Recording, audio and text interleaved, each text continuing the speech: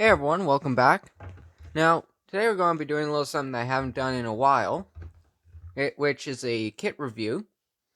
So, a little while ago, about a month or so ago, got a bunch of stuff. And one of the kits I really liked in it, that I was really fond of, was this Predicta 124 scale Monogram kit. Now, myself, I'm really starting to really like these old late 50s, early 60s show cars. And this one here, I figured it's a fairly unique looking car. So, figured to take a look at it. So, got a bit of information on the back. So, interesting thing to know with this car is that it was based upon a mix between a 59 Pontiac and a 56 Ford Thunderbird made together, and then a bunch of custom metal work to go along with the body. Then some features of what the car would have. One of the interesting things is this is a car that does not actually have a steering wheel, but instead it's actually got a joystick to control the steering, which is definitely obscure and really interesting to have that implemented into a vehicle, as that at the time this would have been a really crazy idea. And then along with it, do have the big glass bubble top. Does give a which does give it a little bit, looks a little bit like a Jetsons car. So going into the parts, a lot of these parts have been opened. So got a bag of chassis and interior parts, which I'll get to that soon. First, we got the instructions here, which nicely enough gives a really good description of what the car actually is, along with a little bit of back history, which is definitely an interesting feature coming from an old Monogram kit, as this is definitely something you don't see anymore nowadays. So it's really nice to have. Really nicely laid out instructions with decent sized pictures. So there's that. Then we go to the body, which is molded in a fairly nice metallic blue. Now I like this a lot, and there's no real wrinkles in the body, so it's pretty smooth. If anything, just needs a bit of cleanup here and there. But if anything, I might just leave this as is, because I was originally thinking about painting it, but considering on how nice the finish is already, I don't think there's any need for it. But if anything, who knows? Might decide later, but I'm really liking the color as is. So if anything, I might as well just leave it as is. Then we do have a few other pieces, like we have the ring around the windshield, or the bubble window. And then we got an engine block head. Got the roof pillar, as well as front air dam. Got nose cone here. Then we got the also fairly nice Chrysler Firepower V8. So that's the engine itself as well, molded in the dark metallic blue. It's definitely a good finish to it. But if anything, the engine will probably be painted up into a different color, as well as getting transmission painted up. So there's that. Then we got another body part here, which I think Yeah, this is for the rear. This will probably be for the wait. No, this would be for the front nose cone. Just attach. We'll glue on like so on the front. Glue around on front, and then have the nose cone that will actually fit inside for the grill housing for the grill and the lights. And then got a fairly nice chrome tree here with the exhausts, steel wheels, and then front and rear grills. Now this the grill in itself is actually really nicely done. Looks like something you'd see on like a custom 60s truck with the quad headlights, which definitely is really nice. And then have the rear tail paneling. It's also graded. Which even looking at the part itself, seeing how thin the slots are, that's actually quite interesting being able to tool that. Then we got more parts, like we got the center console, and right here's where the steer stick would end up fitting into. Then we got valve covers. I'm guessing here's a firewall. Fairly nice. Knockoff hubcaps. Is this dashboard? This might be. I'm not. This might be something else on the interior. Then got a few other parts, like we got the engine belt, exhaust fan, pedals, and and more timing belts. Not exactly sure on what the triangles will be, but I'll know soon enough as I start building this. And then we do have some fairly nice hard molded rubber tires, which when you even squeeze them, they don't even move at all. Because unlike if you were to take a different like modern rubber tires, they're a lot more squishier. So if anything, getting the rims on here, definitely want to soften these up a little. So, and on here, yeah, so there's those. And then got the other engine head. I've actually got quite a few of these mail-in cards, which it's a bit of a shame that you don't get these anymore in modern kits, because seeing how they end up having surveys about what your kit experiences are like. It just feels like that the hobby was more involved back in these days. And this is a 1990. So this would have been really interesting to be able to take part in. Well, but unfortunately, can't really do much with these instead, but just admire them for the nostalgic factor. So there's that. Then getting to last of the few pieces, got the big open window, which unfortunately has a few scuff marks in it, but I'm probably just going to have to deal with it or get it buffed out. But it is an interesting looking capsule. How it'll just essentially just fit over top of the car and swing out and over.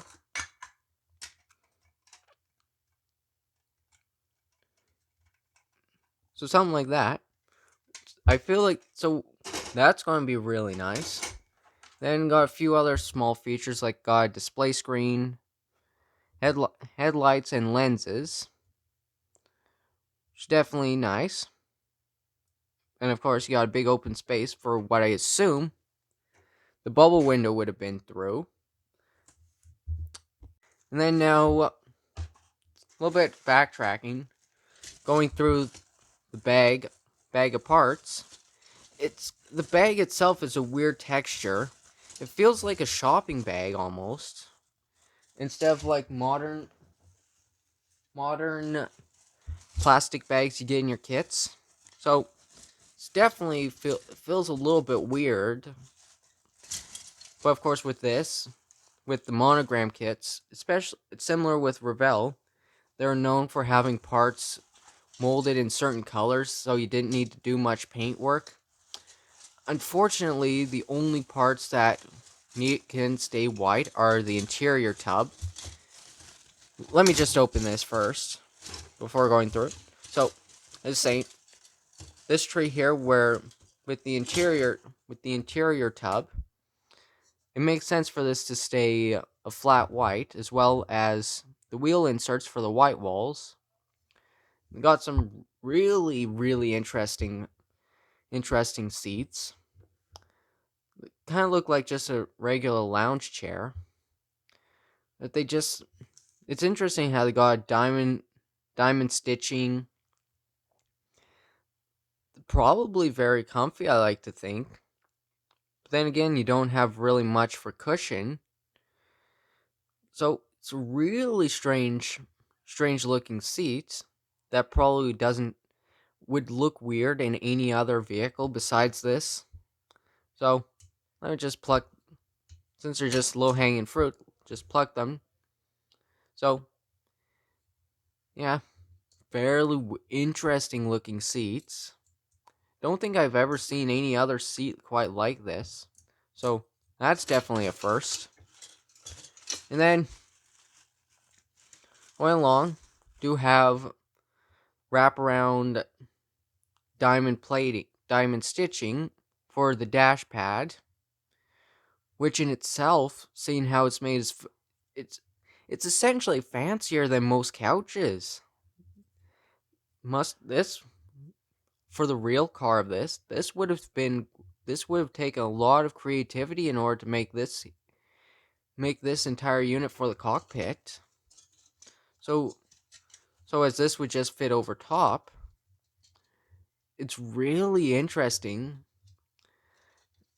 It's interesting how these old, something I've began to realize is these old late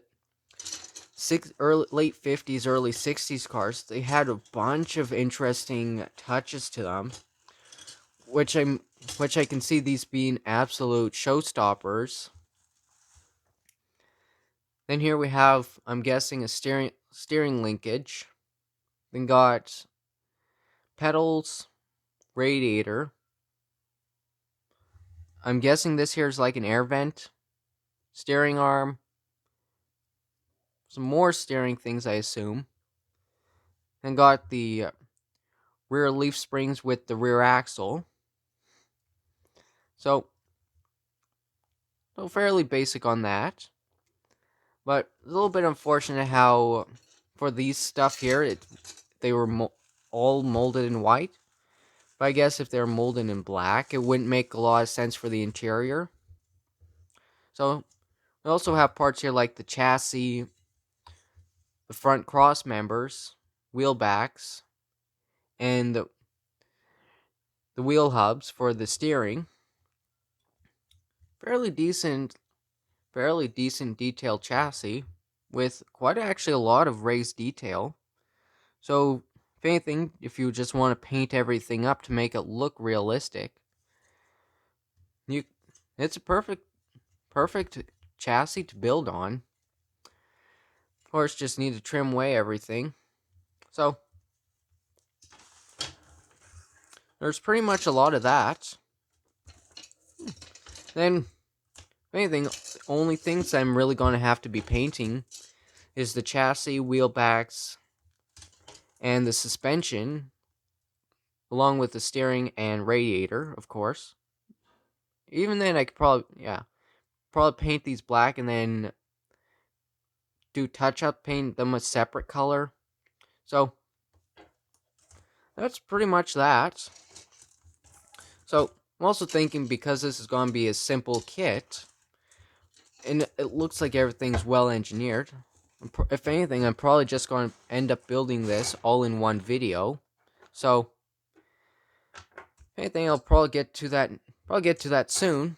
Build it up and then show you what's come of it so far.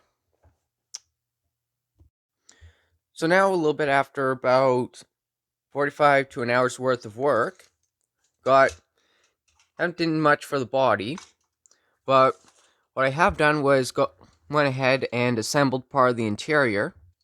Now, still need to paint the dash, the matching blue to go along with the car.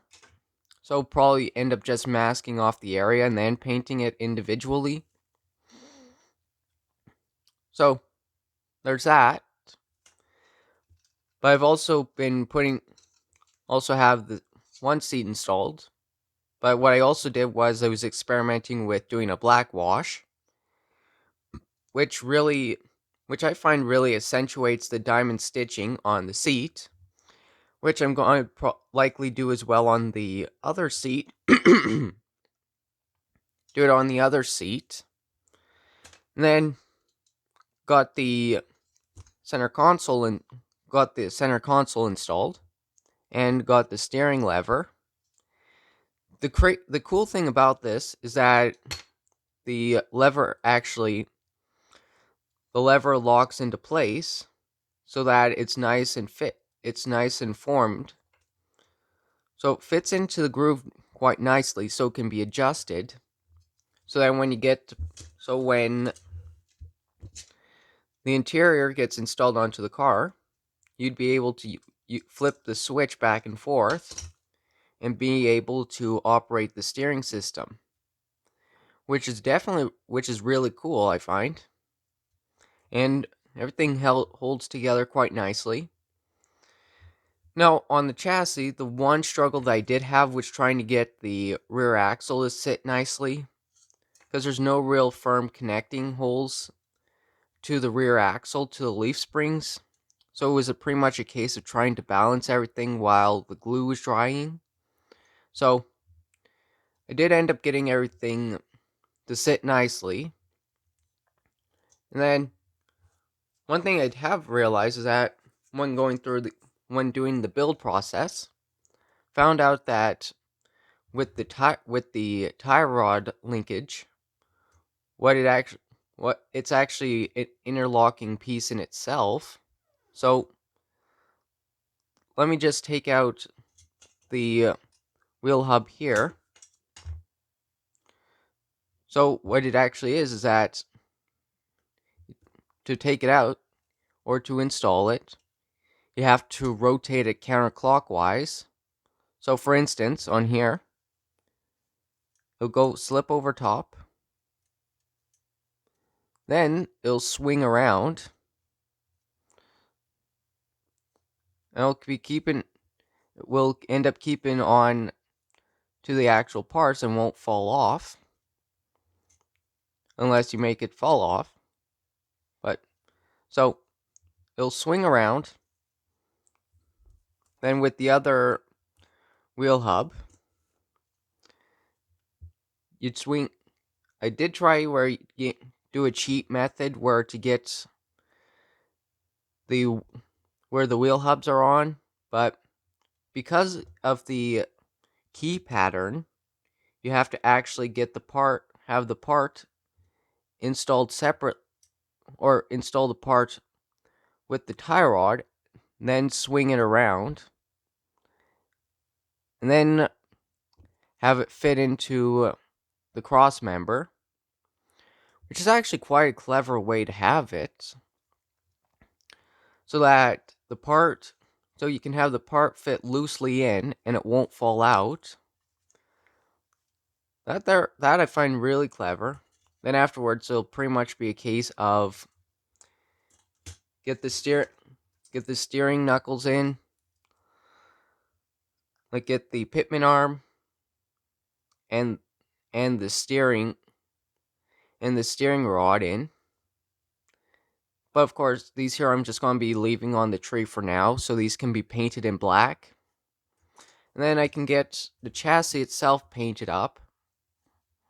and probably accentuate some of the details. So there's that. Then still need to figure out an efficient way without messing up the glass, since there's this archway here that goes over top. That's going to sit on top, but want to make sure don't use a lot of glue, otherwise it's going to show through and make a mess. So there's one more thing that I'm going to be thinking of or keep in consideration. So probably do a little bit more assembly on parts here and there, and then of course get stuff painted up, and then show how the model comes. Showing how the models came so far. Now that everything's back from paint, ended up getting around to assembling some of the smaller things, but I'll just show you. Ended up painting the car itself in a nice metallic blue, and I like to think that the finish on it came out really nicely with some blue metal flake. Some pretty nice reflections in the clear. And then with that, since the chassis was molded in white, decided to paint that up in the matching blue as well. Then on the underside, went ahead and detailed up the exhausts, then the drive shaft, and the differential, and decided to leave the pumpkin housing. Keep that painted blue. Just keep the ends in painted silver, as well as the wheel hubs. Then painted the front cross member silver, as on the real car. This was actually chrome instead, but it's rather difficult to simulate that. And then again got the wheel backs on. Then I've also been actually playing around with the steering linkage, actually. How it connects on through the left-hand side of the vehicle. So, and then with the steering rod, it'll just move back and forth, which moves the pitman arms to activate the steering, which is quite clever. So then when the interior goes on, the nub from the underside will just connect into place, and then being able to control the lever back and forth, pushing the steering left to right. So to replicate that is really well engineered. And then do have the other body parts here, which still came out nice, but a little smudge in the middle here. But as this is going to be on the underside, not too overly concerned on that. And then I still also have to mask off the area to get the center console in. Detail that up. Then I did end up forgetting to mention about the engine. The engine on here is the Chrysler Firepower, which from research this was a 392, which for this car is pretty interesting for an engine to include. It's definitely got a lot of chrome on it. Painted up the transmission and bell housing. Left the exhaust and all the other parts chromed. Was originally thinking about painting the belt and pulleys, but decided, being a show car, just leave the chrome and it'll be fine. So there's that, and then the engine will pretty much just fit right in. Let's see if we can get. It's a little bit of a different process to get in, as on the floorboard there's the tabs where the transmission will sit on. But of course, at the same time, you want to make sure the exhausts hang below, end up sitting underneath.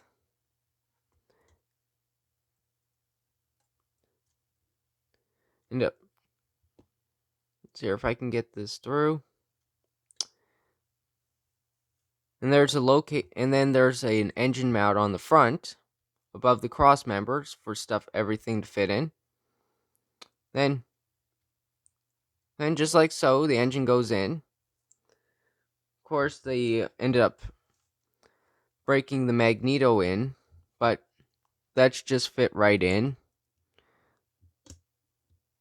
Oh, did realize I did miss the drive shaft, so have to go back with it to get that installed. But if anything, it'll pretty much be a case of getting the bot. Now it's just a case of getting the final assembly together. Like, do have the bubble top, which can't really. It's a bit unfortunate about the scratches, but I'm not really interested in bothering to get those out. But if I was to build this for like a competition build, I definitely want to get those out. But other than that, looks very nice, and it's even got a post on where you can prop the canopy up, which when it's installed, it'll just sit right in, and then it'll just prop up, keep itself up, so it can view the inside. So if anything, this probably a kit that it's probably this is the second kit I have with a bubble top, and in a way this would classify as partially opening doors, I guess, I assume. But so that's pretty nice to have. So that's pretty nice. So then also got the wheels and tires together, which just need to be plopped on. Yeah, so there's pretty much that. That's pretty much it for that, and then be a case of finish up the building and show you the final results. Now here I got the car finally all together, which in itself went together really nicely. So went together fairly well. Still being able to have working steering. The back half and the front face, I was expecting it to be a bit of a hassle trying to get those pieces together, but surprisingly went on quite easily. Now, I don't know how many of my viewers have built this kit before, but I did have the problem of the canopy doesn't fully close, which is a bit annoying, but not much can be really done about it. So, if anything, I have considered I'm probably just going to either glue the top open or just glue it closed, since really all the detail you need to see is quite visible. Plus, for the steer stick, you can just move the tires, and then move the tires and it'll move. And really, the kits really don't get played with, so there's no need to have it open to try and use the steer stick. But that's probably something for later. Then did get the upper center console painted up. Got all the interior stuff together. And I did start putting everything together, and then end up realizing that there's these chrome-plated triangle pieces to represent door fillers that needed to get put in. That end up having to take the car apart and do that. So then also did a little bit of tidy work on the engine. Now, supposedly the engine is supposed to be orange, but don't really have an orange paint can on hand. So I decided just to leave the engine blue, as matches well with the overall theme of the vehicle. And overall, say with the paint finish, it turned out quite nicely, which I'm happy about. Not really much of a difficult kit to build, and fairly simple and straightforward. And what's nice with this is that while this kit can be built just one way from out of box, but the good thing is that all the parts that are included get used, unlike a bunch of other kits where it's a bunch of multiple parts that don't get used at all. So if you want to build where you get all the pieces used, this is definitely a really good one. Plus, if anything, use it as a donor. Use the canopy on something else, or just build the car as is. Yeah. So probably one of the things that I'm thinking of with the canopy, it's probably getting caught on one of the lips or the ridges, so that when you go to close it, it gets caught on something, so that it doesn't properly open or it doesn't properly close. But originally, when I was test fitting, I had a good inch or so of the canopy that wouldn't close, but now it's like in just about a quarter inch, maybe a little bit less. A bit less than a quarter of an inch. So, if anything, probably we'll just tack that down with some glue, just to keep the canopy down, to make it just give it a cleaner look. But, oh well, this is probably for later. But, with pretty much the kit, got some nice underside detail. And then the rear panel here, I find that it actually just, if you get the rear tail panel in, the rear clearance or the skid plate panel, this just actually essentially just is friction fit into place, so don't really need to use glue to hold this on. So that's really nice. So that's pretty much it for the Predicta bubble car. Pretty nice overall vehicle, especially if you like these old 60s fantasy hot rods. It's definitely very nice. Yeah, so I'm probably going to think about doing more kit reviews in the future when I have time. So this is a bit of a motivation to get me more into those. So I think that'll be it for this video, and see you next time.